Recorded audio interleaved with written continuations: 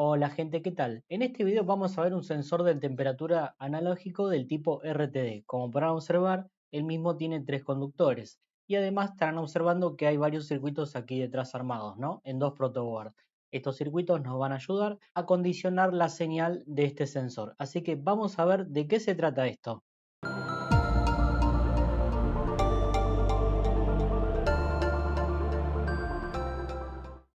Bien, hoy vamos a hablar de sensores de temperatura del tipo RTD.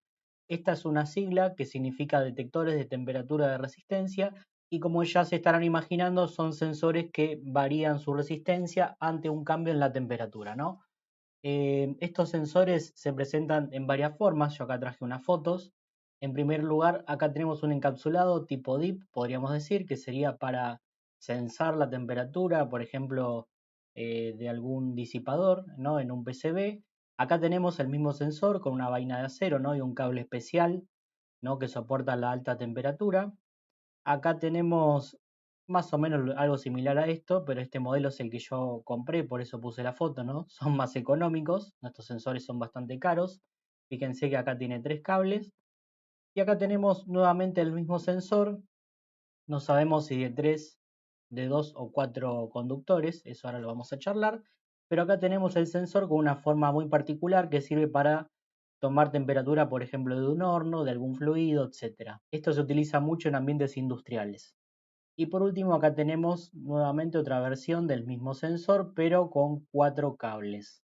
Bien, sensores RTD hay bastantes modelos, los más comunes son de platino, ¿no? Por eso cuando ustedes compran uno de estos sensores suelen decir la letra P seguida de la T y a continuación se dice la resistencia nominal a 0 grados, ¿no? Yo, por ejemplo, estoy usando para este video un sensor PT100, ¿no? También existe, por ejemplo, el PT1000 y se utiliza el platino, ¿no? Porque es un material que tiene muy buena linealidad, como dice acá.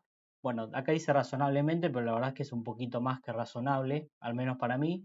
Tiene buena precisión y estabilidad y tiene buena repetibilidad, ¿no? Estas son las ventajas de estos sensores. Como desventajas tenemos, bueno, que son caras, es cierto, la que yo compré acá en Argentina la pagué bastante cara, pero bueno, quizás después la use en algún trabajo.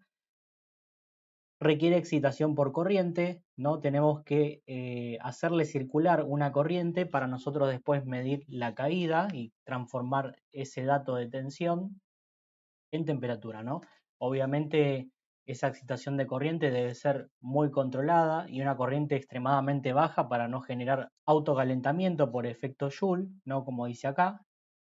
Y además tiene baja resistencia. Bueno, eso es relativo porque hay algunos sensores que tienen una resistencia más alta. Bien, matemáticamente hablando, los amigos Calendar y Van Dusen armaron un modelo matemático, ¿no? de este sensor, ¿no? Que es un polinomio que en realidad lo que hace es interpolar lo que serían los datos que habrán tomado de forma empírica. Y fíjense que nos dice que si la temperatura es menor a 0 grados, porque este sensor puede ir de menos 200 a más o menos 600, 800 grados, dependiendo del modelo, 600 seguro. eh, Va a regir esta fórmula que está acá. Fíjense que es un polinomio de grado 4. Acá dice t cubo, pero acá está la t de nuevo, o sea que esto es grado 4. Y donde R0 es la resistencia del sensor a 0 grados, ¿no? En mi caso la PT100 es la que yo tengo, acá tendría que ir el número 100. Si la temperatura es mayor a 0 grados, nos queda un polinomio de grado 2 y nuevamente aparece R0. Las constantes A, B y C están normalizadas, ¿no? Por ejemplo, acá yo traje las constantes de la norma IEC 60751 y acá nos da los valores, ¿no? Fíjense que si bien este es un polinomio de grado 2, la constante B vale menos 5,7 por 10 a la menos 7, o sea que aporta muy poquito a lo que es esta cuadrática, ¿no? Entonces, bueno, la resultante, ¿no? Es esto que está acá, ¿no? Fíjense que de menos 200 a 0 tenemos esta ecuación, la de arriba, y de 0 en adelante tenemos esta de acá abajo. Obviamente, acá podrían pausar el video y poner un papel sobre la pantalla, depende de dónde, si lo están mirando en una notebook, en un celular o en un televisor, pero pueden hacer el ejercicio de poner acá algo recto, una regla, un papel, lo que sea, y van a ver que en realidad no es lineal, sino que tiene un poquito de curva, ¿no? Ese es el gran defecto que tiene este sensor. En una nota de aplicación muy interesante sobre estos sensores me robé esta imagen y la anterior también, que me ahorró trabajo, ¿no?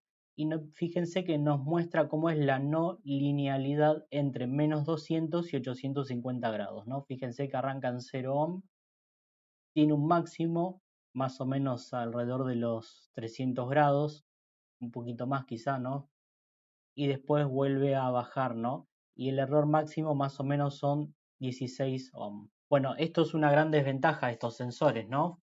Hemos nombrado muchas ventajas, pero la gran desventaja es que no son 100% lineales. Pero bueno, han encontrado que el platino dentro de todo se comporta de una manera muy lineal y es por eso que este material, el platino, se utiliza mucho en el sector industrial. Bien, existe un montón de versiones de este sensor. Como yo les dije, se utiliza mucho en el sector industrial y ya vamos a ver por qué, cuál es la gran ventaja que tiene. Lo que tenemos acá entonces es el sensor, ¿no? Acá tenemos lo que es el lead 1, que sería la patita del sensor, podemos imaginárnoslo así, y lead 2 sería la otra patita, ¿no? O también puede ser un cable, ¿no? Porque muchas veces en la industria, volviendo al ejemplo, se toma temperatura de algo que está a una distancia considerable y ese cable va a tener una resistencia, ¿no? Entonces, todo eso va a estar representado acá.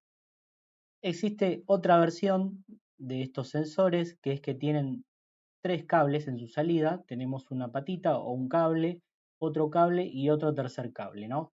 A estos cables se les suele llamar hilos en la industria y lo que ya se estarán imaginando es que estos hilos van a tener una cierta resistencia que yo voy a tener que hacer algo, ¿no? Para tener una medición bastante correcta, ¿no?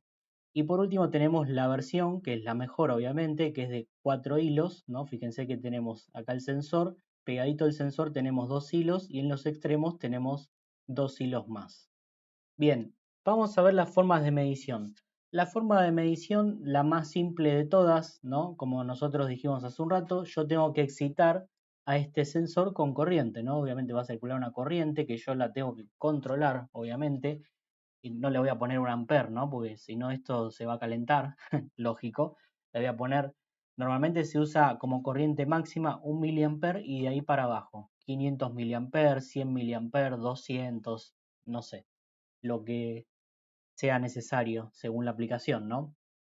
Pero fíjense, yo acá tengo RT, que sería la resistencia del sensor, ¿no? Después tengo RL, que sería la resistencia de los leads, o sea, de los cables, de las patitas, de lo que sea. Acá también lo tengo presente y yo inyecto una corriente, ¿no? La corriente viene por acá, fíjense que acá tengo una fuente de excitación por corriente constante, obviamente. Circula por acá tengo una caída, circula por acá tengo la caída que yo en realidad quiero medir y acá tengo otra caída que tampoco quiero medir. Estas dos me molestan y acá se cierra por GND.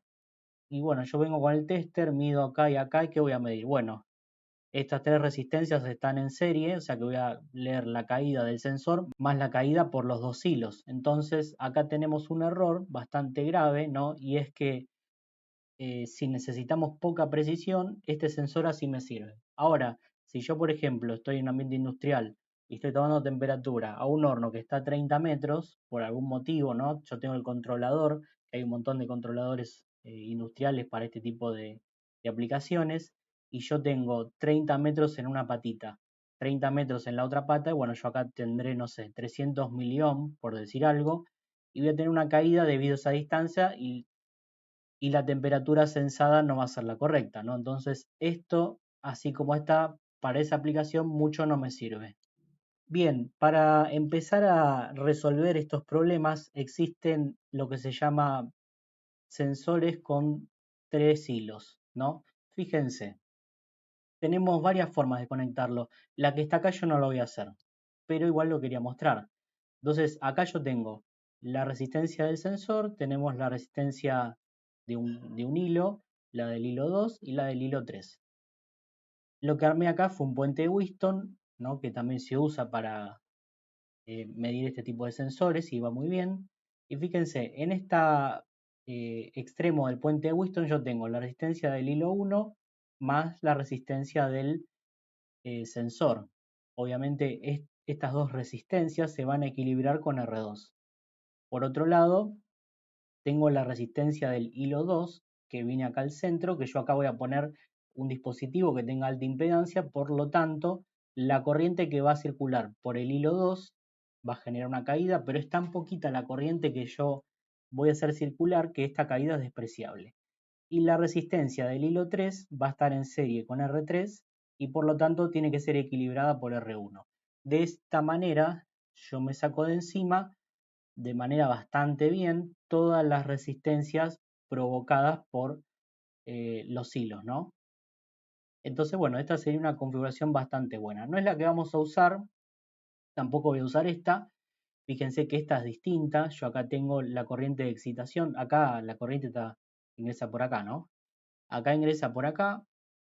Va a pasar por el hilo 1, va a pasar por RT, se cierra por el hilo 3 y por el hilo 2 va a circular muy poca corriente porque yo acá tengo el instrumento de medición, ¿no? Se supone que tiene alta impedancia.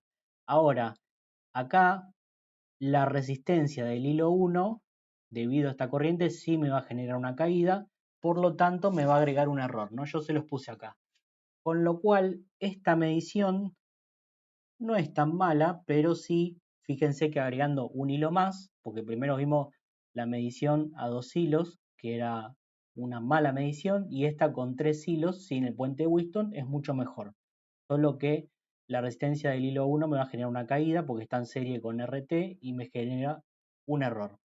Bien, para resolver estos problemas se inventó el sensor RTD con 4 hilos. Obviamente esta es la mejor medición, es de mucha precisión, ¿no? Sería ya para un laboratorio, no se suele usar en ambientes industriales, normalmente se usa a 3 hilos, ya vienen los controladores preparados para trabajar con 3 hilos.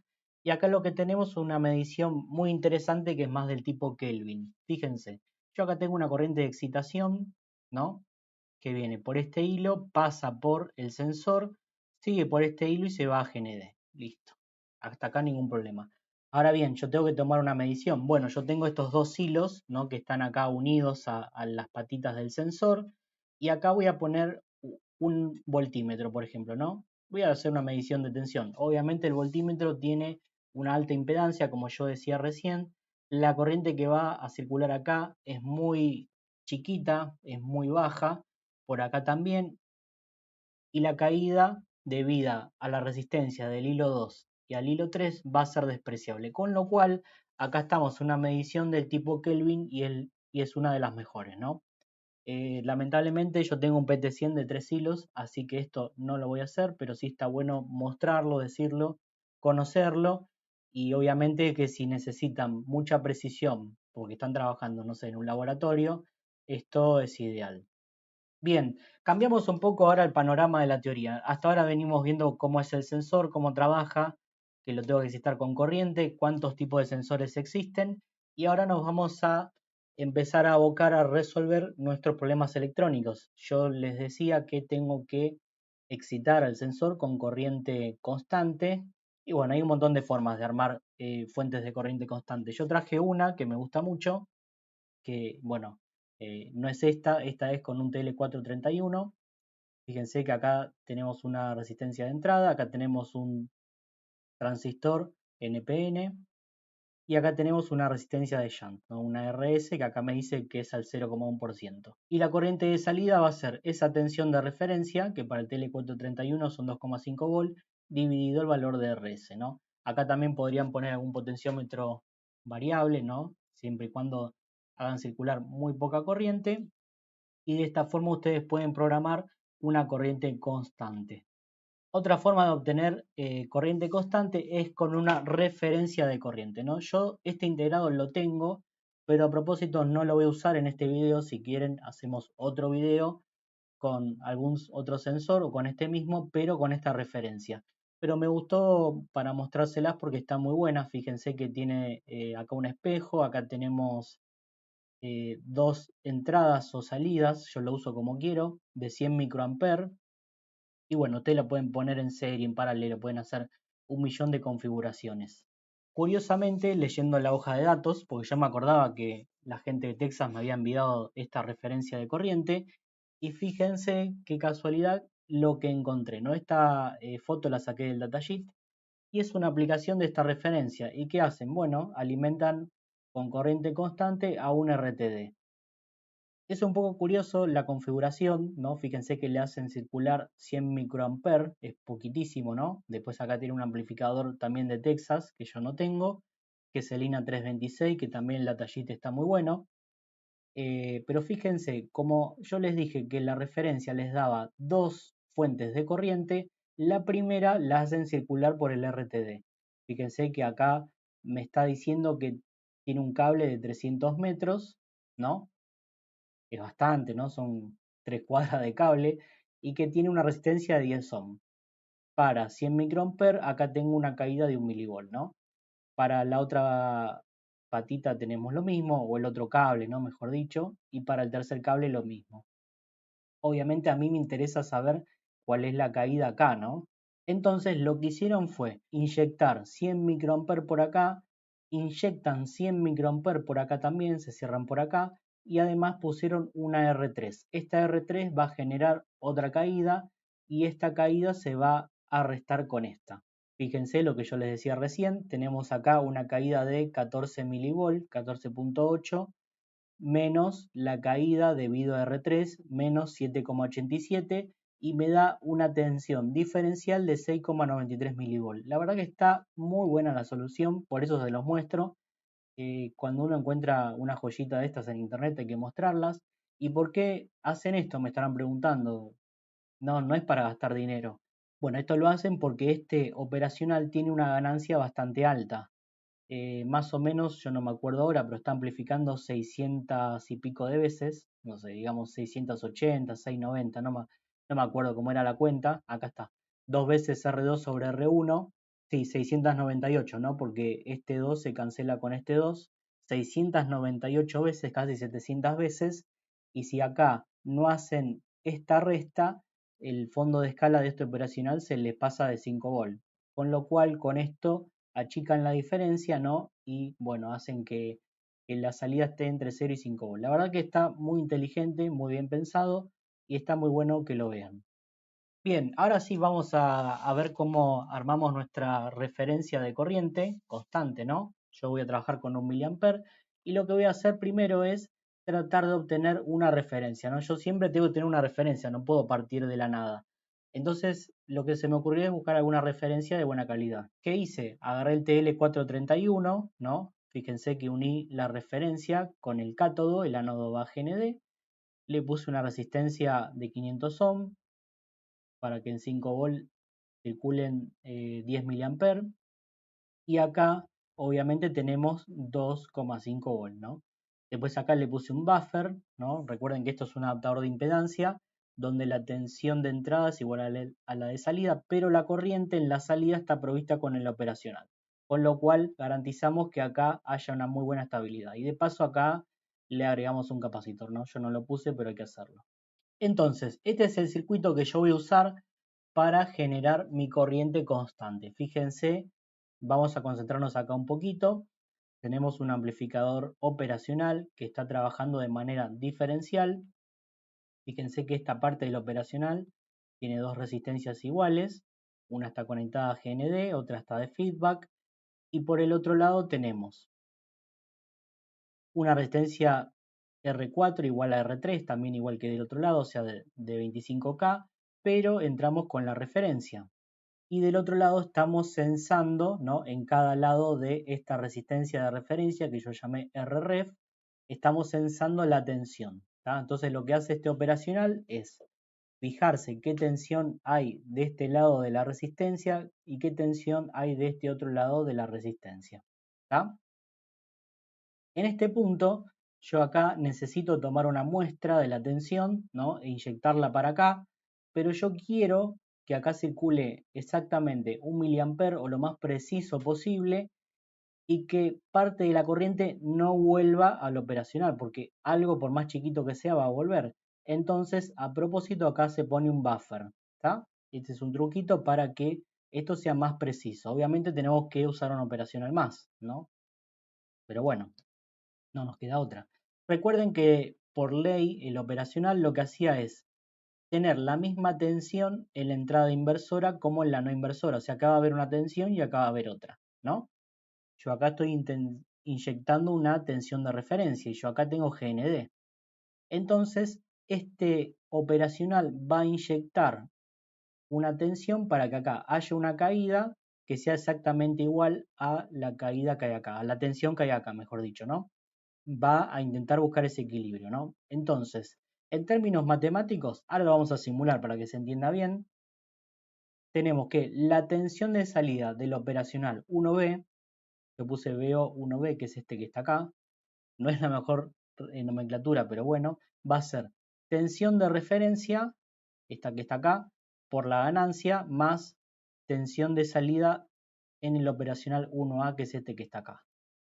Esta sería la función de transferencia, por decirlo de alguna manera, de este operacional, ¿no? Nosotros hemos visto operacionales, tenemos un video bastante completo, así que cualquier duda se remiten para allá. La ganancia de este operacional va a ser R2 sobre R1. Obviamente yo acá no quiero amplificar, así que como son iguales, se simplifican, vale 1. Entonces si yo reemplazo, me va a quedar BREF más la salida del operacional 1A, o sea que es esta que está acá, eso se suma. Donde este punto, esta salida, vamos a suponer que es exactamente igual a este punto y lo llamo B2, ¿no? Por eso acá lo indiqué. Esta fórmula la llamamos 1. Bien, la tensión en la resistencia de referencia va a ser la salida del operacional 1B menos B2, ¿no? Venimos acá de nuevo, la tensión acá va a ser este punto de acá menos este que está acá, ¿no? O sea, sería la salida de este operacional que viene para acá, la corriente, menos lo que es la tensión en este otro punto, ¿no? La diferencia de potencial, ¿no? De esa resistencia. Bien, ahora lo que voy a hacer es reemplazar 2 en 1, ¿no? Porque yo acá tengo tensión de salida 1B, que es este que está acá. Bueno, yo acá lo simplifiqué y llegué a esto. Entonces, esta expresión la voy a reemplazar acá. Fíjense que acá lo reemplacé, me queda B de ref más B2, ¿no? Que es B0, 1B, menos B2. Bueno, B2 menos B2 se van a pasear y me queda que la tensión de referencia en la resistencia es igual a BRF. Esa sería la demostración ahora matemática, ¿no?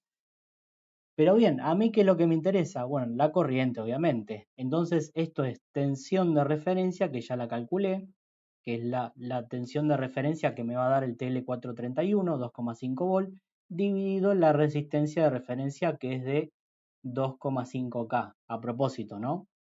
Si se fijan, la diferencia que hay entre una y otra son 1000 veces, ¿no?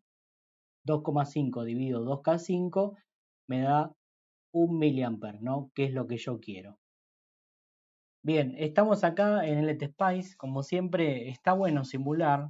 El otro día me estaban preguntando, la verdad que está bueno porque yo acá tengo el laboratorio, lo modifico, estudio, bueno, hago todo lo que se me ocurra, ¿no? Y no quemo nada, ¿no? Eso hay que tener cuidado porque a veces acá hacemos ensayos que en la realidad podría explotar todo, pero bueno.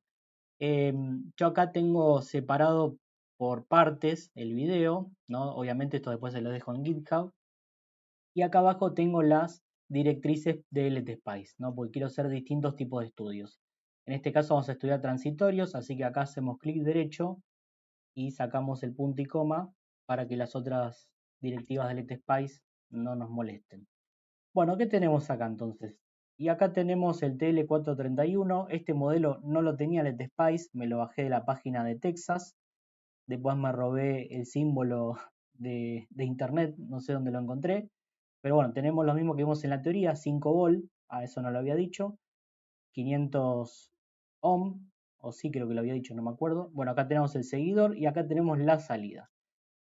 Y por este lado, ¿qué tenemos? Bueno, tenemos el operacional acá, también con 5 volt. Yo voy a usar un MSP 6002 en el laboratorio.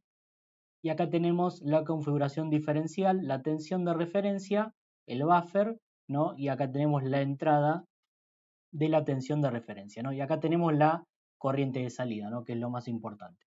Bien, le damos a Run, así nos divertimos un rato. No sé qué es esa señal, así que la borramos. Y bueno, hacemos un poquito de zoom acá. En primer lugar, vamos a ver qué pasó acá. Hacemos clic acá.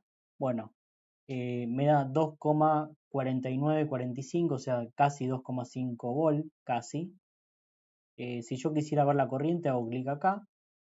Me da 5 miliamperes. Bueno, yo dije 10, son 5. Está bien, me equivoqué yo. Vamos a borrar.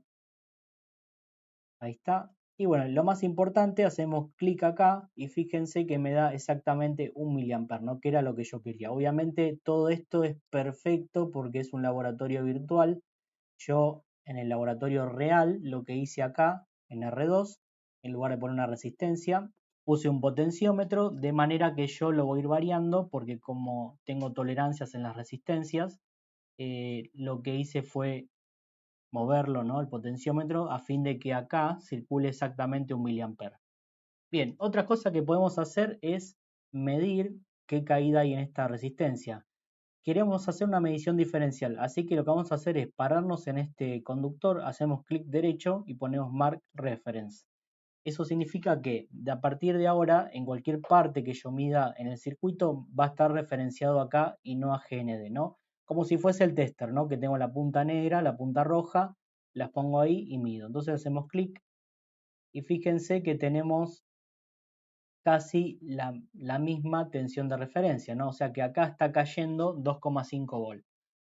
Apretamos escape, sacamos la referencia, borramos este nodo, esa señal digo, y ahora hacemos clic acá, tenemos 1,3 volt y hacemos clic y fíjense que prácticamente, salvo 3 microvolt, tenemos la misma tensión en la entrada inversora como no inversora, ¿no? Esto es una simulación igual, pero nos está diciendo que se está cumpliendo lo que vimos hace un rato, ¿no? Que el operacional va a inyectar una tensión de manera tal de que en este punto y en este punto tengamos la misma tensión, ¿no? Que es esto que está acá, salvo los 3 microvolt, pero bueno, no es nada grave, ¿no? Así que bueno, vamos al laboratorio a verificar este circuito. Bien, vamos a pasar a la parte práctica entonces, ya vimos toda la teoría y fíjense, acá usé valores muy diferentes, ¿no? Acá tengo el TL431, está por ahí, no quiero tocar mucho los cables para que no hagan falso contacto. Las resistencias de 25K, yo usé de 10K, si es de 25 es mejor porque circula menos corriente. La resistencia de 2K5, yo usé de 2K2 y acá puse el potenciómetro, ese que está ahí, para ajustar. Tenemos conectado el amperímetro, tenemos 0,84 miliamper y podemos darnos el lujo de poner el microamperímetro, ahí está, y tenemos 849 microamper. Como nos falta corriente, nosotros queremos 1 miliamper, vamos a empezar a darle el tornillito, fíjense que iba subiendo, un poquito más, 990, me pasé. Bueno, vamos a aflojar un poquito más. Bueno, me quedan 2 microamperes ahí dando vuelta. Ahí está. Bueno, entonces de esta forma ya nos queda la fuente de corriente constante ajustada. Fíjense que anda bastante bien. Obviamente las cargas que ustedes le puedan poner a esta fuente de corriente constante no son las que uno quiera, ¿no? No le puedo poner una carga de 1 ohm porque el operacional no va a poder generar la tensión para que circule esa corriente, ¿no? Pero para un PT100 anda bastante bien.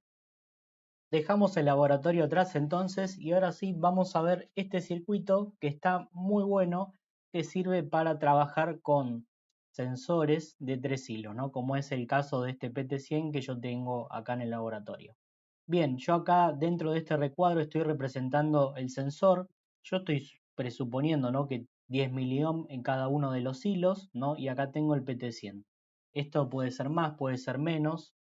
Bueno, no lo sé, tampoco me interesa, pero lo que yo quiero mostrarles es cómo trabajar con este amplificador para este caso. En este punto yo acá inyecto el miliampere, ¿tá? Que va a circular por acá. Acá tenemos alta impedancia, así que supuestamente no va a circular corriente, o circula una corriente muy despreciable, o sea que la corriente va a circular por acá, va a venir por acá, porque por acá también encuentra una impedancia bastante alta, circula por acá, pasa por el sensor, pasa por esta resistencia y se cierra en GND, ¿está? Ahora bien, para este operacional lo que vamos a tener es lo siguiente, fíjense que está en modo diferencial, ¿no? Parecido al que vimos hace un rato. Bien, vamos a analizar este operacional. Obviamente está en modo diferencial, parecido al que vimos hace un rato, y fíjense, vamos a empezar con la entrada no inversora de esta operacional. Tenemos R8 de 50K y tenemos la resistencia del hilo 2. Obviamente estas dos están en serie, entonces el operacional, como no circula corriente por acá, ¿qué va a haber? Bueno, la caída en el RTD, en este caso el PT100, más la caída debido a la resistencia del hilo 3. ¿Qué es lo que está acá, no? Bueno, se me habilita este cartel de porquería, es B en el RTD más la caída que hay en el hilo 3, que es este de acá.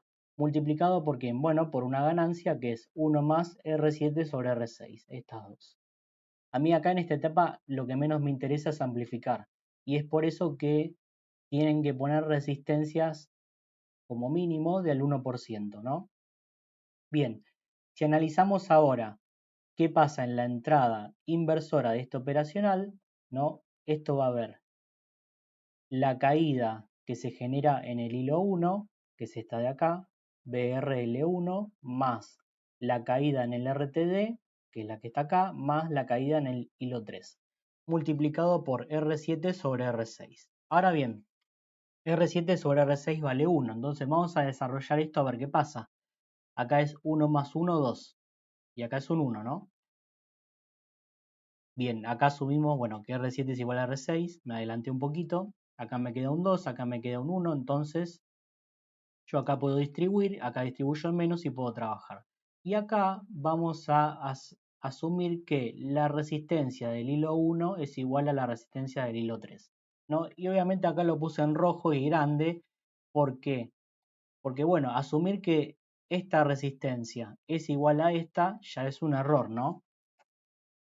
Entonces, este tipo de método de medición para PT100 de 3 hilos, o RTD, mejor dicho, de 3 hilos, para generalizarlo, tiene su error cuando asume que la resistencia de este hilo es exactamente igual a la resistencia de este hilo, ¿no? Obviamente, si fuesen iguales, no existirían RTD de 4 hilos. Al asumir eso, en la realidad eso es mentira porque es imposible que dos cosas sean iguales, ¿no? Porque hay errores en los procesos de fabricación, hay tolerancias, etcétera, ¿no? También hay resistencias cuando uno lo conecta. Esto normalmente lleva una bornera, esa bornera tiene una resistencia. Bueno, pasan un millón de cosas en la realidad y bueno, asumir eso lamentablemente es un error. Ahora, el error debido a asumir que la resistencia del hilo 1 es igual a la resistencia del hilo 3 es mucho menor que tener un RTD de 2 hilos, ¿no? Obviamente.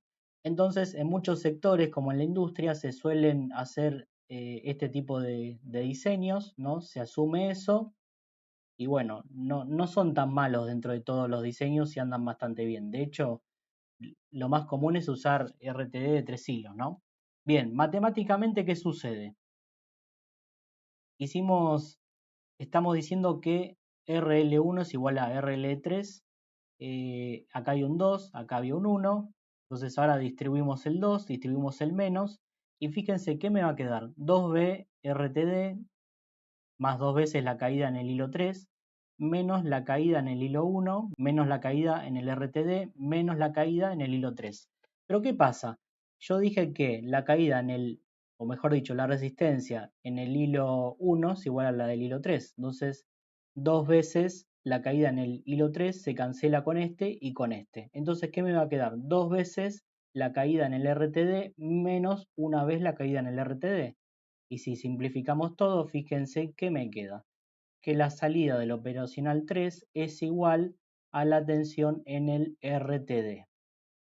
Bien, volvemos entonces al LTSpice. Ahora vamos a simular todo esto que vimos recién en la teoría. Y acá podemos hacer dos tipos de simulaciones. Una puede ser en el plano temporal, que la verdad que mucho no me interesa, así que vengo acá y le ponemos punto y coma, ¿no? Para que no se ejecute, punto y coma al principio, y acá, en esta otra directiva, le sacamos el punto y coma para que se ejecute. ¿Y qué es lo que hace esta directiva? Bueno, hacer un sweep de frecuencia. Va a ir de 0 a 150 grados con un salto de 1 grado, ¿no? ¿Y por qué arranco en 0? Bueno, porque yo puse la fórmula de Calendar-Van Dusen, ¿no? La que corresponde a este tipo de temperaturas, ¿no? Las que son positivas. Fíjense que acá le puse el nombre PT100, esto sería todo mi sensor, ¿no? Yo hago clic derecho y acá está toda la fórmula que estos muchachos nos enseñaron, ¿no? Dos cositas para agregar que yo no sabía, si quieren poner por 10 a la menos 3 un número, se pone como notación científica E mayúscula menos 3, y para poner potencia, porque yo acá tenía un término que era T cuadrado, se pone POU, entre paréntesis la variable incrementar, coma, y bueno, el exponente, ¿no? Que en este caso es 2. Bien, lo que yo quiero hacer ahora es un barrido de temperaturas, ¿no? Que es lo que hace acá, así que me voy a ir a Run. Fíjense que acá ya me cambió la escala, va de 0 a 150, y ahora yo lo que quiero ver es la salida, ¿no? Bien, y este es el resultado, ¿no? de esta simulación. Fíjense que va de más o menos casi 100 milivolt. Yo tengo una PT100, o sea que en cero en realidad tendría que tener 100 milivolt. Si yo tengo 100 ohm y le hago circular 1 miliampere, tendría que tener 100 milivolt, pero tengo un poquitito menos, ¿no? Fíjense que esto seguro sea culpa de Van Dusen, ¿no? Y de su fórmula. Y al final yo acá tengo más o menos 154 milivolt, ¿no? Con lo cual, si ponemos toda la escala y lo miramos, quedó bastante lineal, ¿está? Hay una cosa que es muy interesante, que es qué pasa si yo mido la corriente. Y voy a ver esto que está acá, ¿no? Yo creo que lo que está sucediendo acá es que el LT Spice está simulando eh, con algún modelo térmico del TL431, ¿no? Y me muestra todo esto que está acá, ¿no? O sea que el TL431 es afectado por la temperatura, fíjense que la tensión también lo está, y eso es un error de la simulación porque yo en realidad estoy haciendo un barrido de temperatura solo para el PT100, ¿no? No voy a calentar los componentes. Pero bueno, nada, se los aclaro porque yo también me dio mucha curiosidad y me rompí la cabeza y la conclusión a la que llegué es esa, ¿no? Tengo que investigar un poco más, pero estoy casi seguro que se debe a eso. Otra cosa que pueden hacer, si ustedes quieren, es comentar esta directiva, volver a hacer un análisis de transitorios, ¿no? Y darle algún valor a la resistencia del sensor, ¿no? Por ejemplo, al PT100 le puede dar un valor de, no sé, 110 ohm y pueden medir la tensión acá, pueden medir la tensión acá, pueden medir la tensión acá, donde ustedes quieran, y lo que pueden verificar, que es lo más interesante, es que si la resistencia del hilo 1 es igual a la resistencia del hilo 3, yo acá le puse W, ¿no? De wire, que también así lo van a ver por internet, van a ver que esta configuración cancela las tensiones generadas debido a la resistencia de los cables, ¿está? Yo eso no lo voy a mostrar, se los dejo de tarea, pero está bueno que además de verlo de manera teórica, lo hemos demostrado con la función de transferencia del operacional, también lo pueden verificar acá en el simulador. Así que bueno, vamos al laboratorio a ver cómo funciona esto. Bien, entonces vamos a hacer la parte práctica, la más importante. Acá tenemos entonces ya preparado lo que sería el medidor diferencial que está acá. Después tenemos acá, bueno, no se ve, pero no lo vamos a usar ahora, el tester. Tenemos acá un recipiente semi-adiabático, ya lo hemos usado en otro video, con agua con hielo. Y acá tenemos el medidor LSR porque queremos hacer algunas mediciones, ¿no? Fíjense que acá tenemos el sensor, tiene 2 metros de largo, ¿no? En esta punta vino así, ¿no? Para medir fluidos, a ver si enfoca mejor. Eh, si se fijan, hay un termo contraíble encima del otro y es que yo lo tuve que poner porque vino mal puesto, la verdad que pésima la calidad de este sensor. Y acá, del otro lado, tenemos los 3 conectores, ¿no? Fíjense que tenemos 2 de color rojo y uno transparente. Y bueno, lo que yo hice fue 2 cosas. En primer lugar, tenía un falso contacto terrible La verdad que una porquería este sensor, encima que es caro. Lo tuve que soldar, ahí el cable, no sé si se llega a enfocar. Ven, yo lo soldé y después le soldé una patita de resistencia para que tenga buen contacto en la protoboard. Bien, entonces lo primero que vamos a hacer es una medición. Fíjense que, o recuerden mejor dicho, que estos dos cables, los dos rojos, a ver si los puedo separar, no veo por la cámara, no es que estoy borracho. Estos dos cables rojos están unidos acá en la punta del sensor, como yo ya les dije, y este cable blanco está en la otra patita del sensor, ¿no? Entonces vamos a hacer una prueba simple y es medir resistencia entre un rojo y el blanco y el otro rojo y el blanco, ¿está? Bien, vamos a poner ahí si se ve mejor. Entonces ponemos un rojo y un blanco, enchufar bien. Vamos a cambiar a medición manual y lo vamos a poner en medición de resistencia en corriente continua, ¿está? Pues no nos interesa ninguna componente de alterna. Entonces, entre blanco y uno de los rojos tenemos 111,79 ohm. Bien, ya se estabilizó. Vamos a cambiarlo. Y en el otro extremo tenemos 111,73. Fíjense que las mediciones son bastante similares, pero tenemos algunos miliohms de diferencia y la verdad que eso es una picardía porque es precisión que vamos a perder en este tipo de sensores. Bien, ya tenemos conectados entonces el sensor, ¿no? Acá tenemos en la protoboard, a ver si se mueve despacito, no desconectamos nada. Tenemos el otro operacional, ¿no? Que mide en forma diferencial. Y si se fijan, compré resistencias al 1%, porque yo acá sí necesito precisión en la medición, ¿tá? Porque si las resistencias son de distinto valor, puede que amplifique o puede que atenúe. Entonces, bueno, me compré las resistencias, estoy contento, ya no me puedo quejar tanto como antes.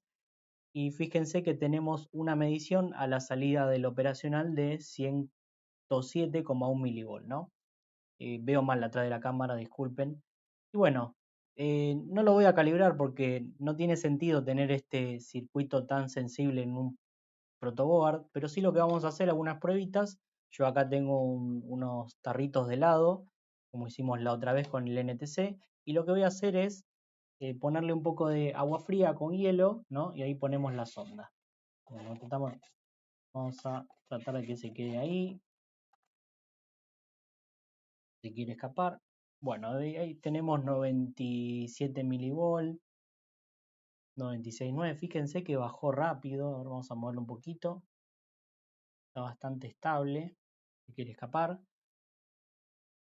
Y si yo lo saco, vamos a sacarle el agua sin tocarlo. Fíjense qué rápido que sube. La verdad que está bastante bueno el sensor. Es rápido, es bastante preciso. Pero bueno, no podemos pedirle precisión en una protoboard, ¿no? Pero sí está bueno usar resistencias de buena calidad y hacer algunos ensayos, ¿no? Y bueno, sacar algunas conclusiones. Obviamente, si acá yo tengo una mezcla de agua con hielo, ¿no? El agua le va a entregar su energía calórica al hielo, lo va a empezar a derretir y por lo tanto ellos conviven a 0 grados, ¿no? Eso es en la teoría, ¿no? Ese calor que el agua le entrega al hielo se llama calor latente, ¿no? Porque hay un cambio de estado físico y bueno, entonces podemos decir que en realidad tenemos 1,5, 2 grados como lo vimos en el video anterior, pero vamos a estar cerca de los 0 grados. Si estamos cerca de los 0 grados tendríamos que tener una resistencia en un PT100 de 100 ohm y si le hacemos circular 1 mA tendríamos que tener 100 milivolt, ¿no? Y tenemos 97, así que bueno, es un error que obviamente no podemos arreglar en un protobar. Seguro que si muevo alguno de estos cables, la tensión sube un poquito, baje, es normal, pero bueno, de todas formas, para hacer la experiencia está bueno y para que vean cómo trabaja este sensor. Lo último que les quería mostrar es un tratamiento posterior que yo le haría a esta señal que está acá, ¿no? En la que sale este operacional. Así que vamos de nuevo a la teoría. Bien, vamos con la última parte del video. Fíjense que acá dice filtro y amplificador final.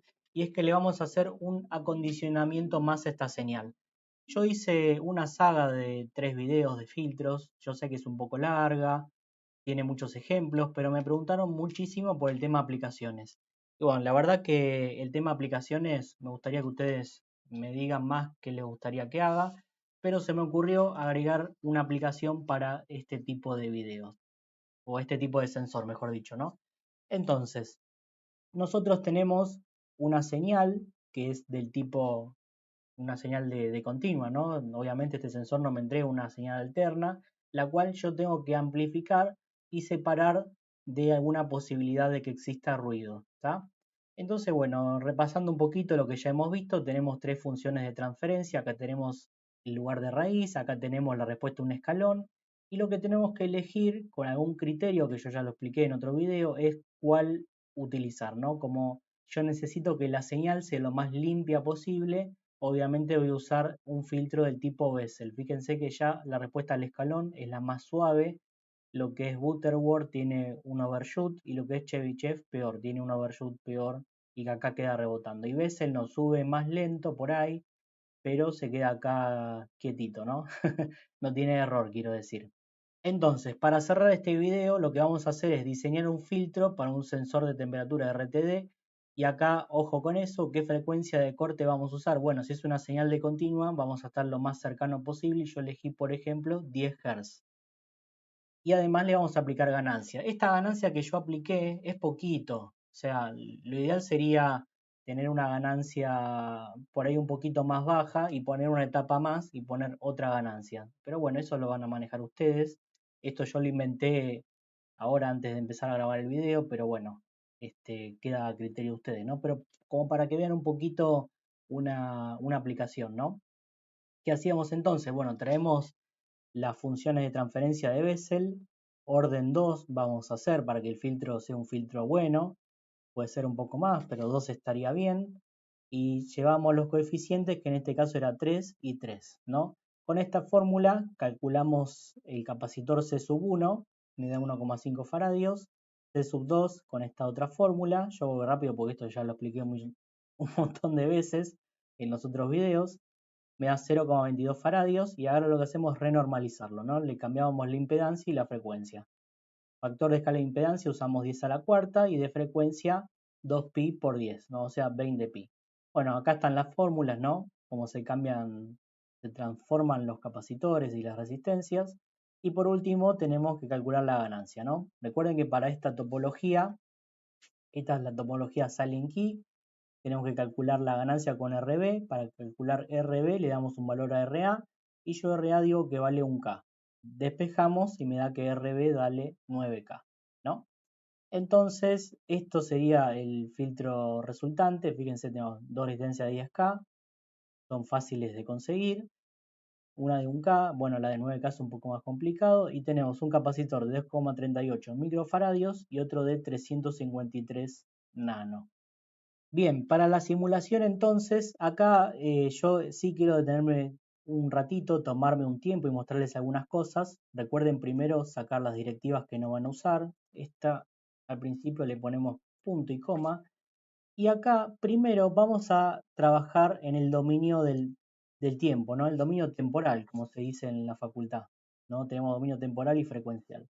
Fíjense que acá tenemos todo esto que nosotros estuvimos viendo y voy a hacer alguna cosa que por ahí les resulte más fácil de entender. Acá voy a hacer clic derecho y acá tenemos toda la configuración de la fuente y acá recuerden poner 1 porque podemos hacer un diagrama de Bode también.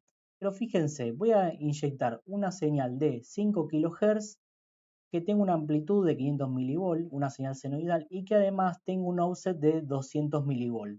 Y yo lo que quiero hacer es simular una salida del PT100 de 200 mV, no sé, estoy inventando, ¿no? Y que además arriba tiene montado, porque estoy en una industria, no sé, se me ocurrió, y cerquita hay un motor que induce este ruido, ¿está? Entonces lo voy a dejar así, le voy a dar a Run, con esa señal que está ahí, siempre muestra una señal que no me interesa, bueno, se ve esto que está acá porque está fuera de escala, ahí está. Fíjense que arranca en 200 mV y empieza a oscilar, ¿no? Es como que yo tuviese un ruido montado en la señal que yo quiero, pero yo no quiero esto. En realidad lo que yo quiero es sacarme de encima este ruido y quedarme con los 200 mV y además amplificarlo, ¿no? Porque esto tiene una ganancia de 10 o de 20 decibeles. yo hago clic en la salida, fíjense que ahora estamos en el dominio temporal. Bueno, acá tiene como una especie de overshoot, no sé por qué, pero si cambian el operacional se va, no le den bolilla. Y fíjense que si yo hago zoom acá, tenemos el ruido muy chiquitito ya, con una amplitud súper pequeñita, y que está oscilando por los 2 volt. O sea que teníamos 200 milivolt, ¿no? Lo filtré el ruido y me quedo con los 2 volt, que es la señal que yo quiero, la señal del PT100. Entonces acá están viendo una aplicación, ¿no? De lo que sería los filtros que hemos visto, donde nosotros dejamos solamente que pase la señal continua o señales que están por debajo de los 10 Hz, y normalmente el ruido está por encima, ¿no? El primer ruido que va a aparecer son los 50 Hz o los 60, después los rectificados 100 o 120 y después los ruidos de alta frecuencia, ¿no? Fuentes switching, motores, etcétera. Por eso creo que 10 Hz estaría bien, ¿está? Bien, y acá estamos haciendo el análisis en el plano temporal, ¿está? Que es eso, por ello nunca lo mostré y es un poquito difícil de ver, pero bueno, no. A ver, usen el simulador, que con el simulador pueden probar lo que quieran, ver cómo funciona, qué resultados hay, como vimos acá. Y estamos separando una señal de alta frecuencia de una de baja y además la estoy amplificando. ¿Qué más le podemos pedir? Así que bueno, vamos ahora a hacer otra cosa. Esto lo voy a borrar. Listo. Vamos a comentar esta directiva, porque ahora yo quiero trabajar en el plano frecuencial. Hago clic derecho acá y sacamos el punto y coma. Hacemos Enter, le damos a Run para que se actualice y apretamos acá. Y bueno, esta es la salida del filtro, ¿no? Silent Key, pasabajos, ves el Thomson, que es uno de los mejorcitos que menos ripple tiene, frecuencia de corte de 10 Hz y K igual a 20 dB, ¿no? Que es lo que está acá. Fíjense que arranca en 20 dB, frecuencia de corte y empieza a atenuar. Si yo le puse una señal de 50 kHz, estaría por acá, porque el SWEP, lo hice hasta 50 kHz y estaría atenuando 120 dB. Por eso ustedes ven un poquito de ruido muy chiquitito al final, ¿no? Así que bueno, para cerrar el video vamos al laboratorio para verificar que también anda este filtro. Bien, estamos acá de nuevo en el laboratorio, seguramente hoy se van a marear. Y lo que tenemos acá entonces es un TL072 con fuente simétrica. Y bueno, las resistencias, como podemos observar, son al 1%. El único problema que tuve es que no pude poner la resistencia de 9K, no porque no quiero, sino porque el que me vendió el pack de resistencias al 1% no me mandó ese valor y me mandó otro. Así que bueno, ¿qué va a ser? Cosas que pasan acá en Argentina. Y lo que son capacitores, armé capacidades muy parecidas a las que necesitaba con el medidor LCR. Bien, lo que vamos a hacer ahora entonces, tenemos todo conectado, tenemos el osciloscopio ya andando, vamos a hacer un swap. Vamos a arrancar con una frecuencia que arranca en los 0 Hz y termina en 1 kHz. Vamos a darle a Run y fíjense que lo que está haciendo son dos cosas. En primer lugar, está amplificando, fíjense que está acoplado en continuo al osciloscopio y las frecuencias bajas las está dejando pasar, ¿no? Entre 0 y 10 Hz. Y fíjense que después el ruido desaparece, ¿no? Que es lo que estamos viendo ahí en la salida de lo que sería el operacional. Si habilitamos el otro canal, lo que se puede observar es que para bajas frecuencias, fíjense que en el canal violeta nosotros tenemos el SWEP que arranca en 0 Hz y después se empieza a incrementar la frecuencia. Las bajas frecuencias las está dejando pasar, fíjense acá, ¿no? Y las altas frecuencias las está eliminando, ¿no? Lo cual la verdad que es un filtro que anda muy bien. Lo que podemos hacer ahora es cambiar la frecuencia del SWEP, vamos a ponerlo entre 0, no sé, y 100 Hz. A ver qué pasa, sacamos el stop y fíjense cómo va atenuando, ¿no? Desde frecuencias bajas, vamos a centrarlo un poquito más, ¿no? Acá tenemos supuestamente la salida, ¿no? Fíjense que acá deja pasar las bajas frecuencias y las altas las empieza a atenuar. Y en el otro canal, obviamente, la amplitud es siempre la misma, ¿no? Así que bueno, gente, acá tienen una aplicación práctica de lo que sería filtros, ¿no? En este caso para acondicionar la señal de un PT100. Y lo que pueden hacer acá es agregar una etapa más de amplificación y si quieren pueden agregar otra etapa de filtrado también, ¿no? Y también amplificación, hacen las dos cosas al mismo tiempo, amplifican en etapas, que es mejor, ¿no? Que hacer toda una sola etapa y aumentan el orden del filtro y de esa forma va a estar muchísimo mejor, ¿no? Así que bueno, gente, espero que se haya entendido, que les guste, me dejen comentarios y nos vemos la próxima. Chau, chau.